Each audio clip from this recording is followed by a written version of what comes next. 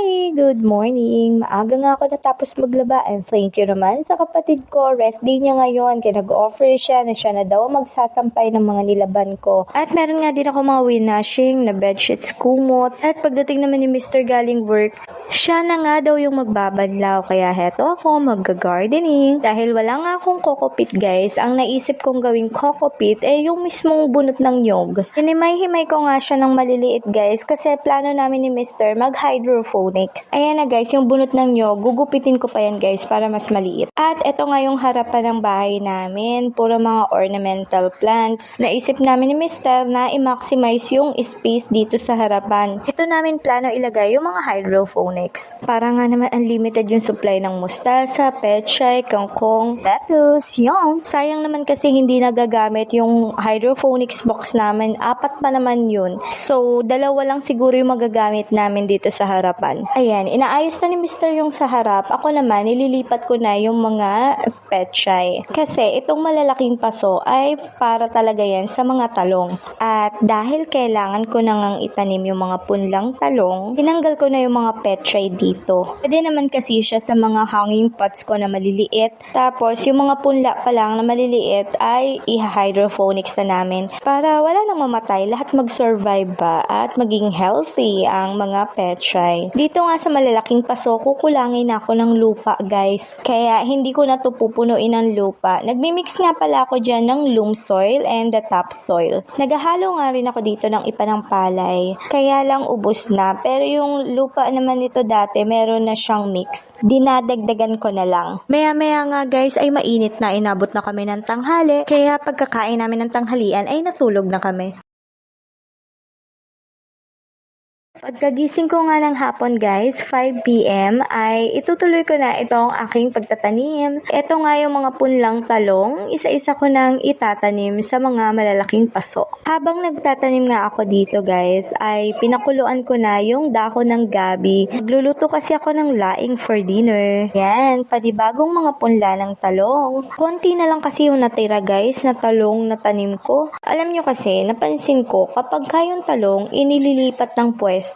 Hindi naman siya nire-repot. Talagang ginagalaw lang, nililipat ng pwesto. Namamatay siya, bi. Kaya itong malalaking paso, hindi ko na siya ililipat ng pwesto. Diyan na yan. Kasi wala naman akong paglalagyan, bi. Yan o, harap na ng bahay namin to, guys. Nasa dulo naman kami, guys. Kaya okay lang. Yung mga kapitbahay nga namin, yung mga nakaparking, yung mga sasakyan nila. O bakit sa akin? Mga halaman na nakapark. At saka wala naman dadaan dito, guys. Dahil kami na nga yung nasa pinakadulo. Though, meron pang 2 unit after dito sa bahay namin. Kaya lang, wala pang may-ari nun. So, matagal pa. Kaya, carry lang yan. Mapuno ng halaman dito sa paligid namin. Dumidilim na guys. Kulang pa ako sa paso. Meron pa akong natitirang 5 punla ng talong. Bukas ko na nga itutuloy kasi meron akong tatanggalin na ornamental plant sa malaking paso. Yun lang gagamitin ko. Tapos, meron pang isa banda dun sa dulo. Hindi ko naman pwedeng buhatin. So, bukas na lang talaga. Kaya, itong mga bagong tanim ay didiligan ko na. Yung pandilig na gagamitin ko dito is pinagbabara ng balat ng saging, malunggay, tapos nilagyan ko ng molasses.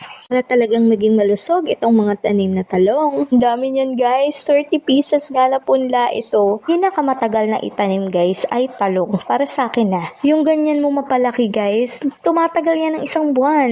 Hindi ko alam kung bakit pero sobrang tagal niya bi. Pero once na ganyan na siya kalaki, goods na yan. Mabilis na lang siya. Kaya instead na magmula sa buto yung tinanim ko na talong, pinili na nga lang ni Mr. yan sa Adelina shop. 5 pesos ang 1 punla niyan guys. Nakakapagpatubo din naman ako ng mga talong from buto. Kaya lang bi, sobrang tagal nga nakakainip po patubo naman talaga. As in, nakapagpatubo ako mga 20 pieces bi. Kaya lang, nilipat-lipat nga namin dahil lumipat kami ng bahay. So, ayun, nagtampo na sila. Ang tagal-tagal kong inalagaan tapos nagtampo lang bi. Pero, marami na silang naibigay sa akin na bunga. Kaya okay lang na nagpahinga na sila. Siya nga pala guys, meron ako dyang Wilkins galon ng tubig. Kinat ko siya, tapos itatry ko yung pagtatanim ng talong na merong self-watering system. Para din siyang hydroponics guys, ganun. Yung hindi siya mauubusan ng tubig sa ilalim. Dadalawa lang naman yung ganyan ko. Kaya 2 lang yung nagawa ko and hopefully effective. Yun namang nasa malalaking paso, ay sure ako dyan guys na magbubunga talaga yan. Kasi subok ko na. At kulang ako sa lupa guys, kaya kung mapapansin nyo, hindi puno yung lupa bi.